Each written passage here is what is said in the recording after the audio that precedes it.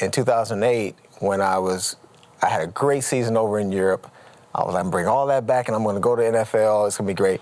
But I went to a movie. I went to see Fireproof. Oh, yeah. And I remember my friends telling me, like, hey, we're going to go see this movie. It's about, like, fixing your marriages or something like that. I'm like, man, I've been married 7 years. I got it all figured out. Like, you just ask my wife. I'm the best. So you go in there thinking you were great. The end of the movie, you the worst husband ever. It just makes you feel like, oh, you got so much to work on. But I just saw the power from that film, and I remember just my heart started to really just beat for acting, and that came out of nowhere. You know, acting had just been something I would play around with, but now I feel like, wow, I think I want to do this. And I turned to my wife and I said, who made this movie? And she said, the Kendrick brothers. And I said, well, let's just start praying about working with them, because they do the type of films that I think I can do. And a year and a half later, I sure enough got an audition with the Kendrick brothers, and I landed my first ever role. So it was a direct answered prayer, which gave me the courage to keep pursuing it. It was Courageous. Courageous. I played the gang leader in Courageous, and that's a whole nother story. I did everything I could to get that audition, and but they gave me a shot at it. And then from that point, Hollywood saw Courageous, and then they called me and told me, have I ever thought about coming out there? At the time, I'm living in Louisville, Kentucky.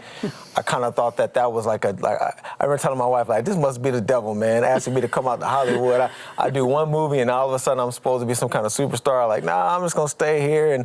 But we prayed about it, kept praying about, like, what could be the impact? Well, a lot of people that are Christians go out to Hollywood and they compromise their faith, they leave Jesus behind, and there's a stigma that says you have to do that.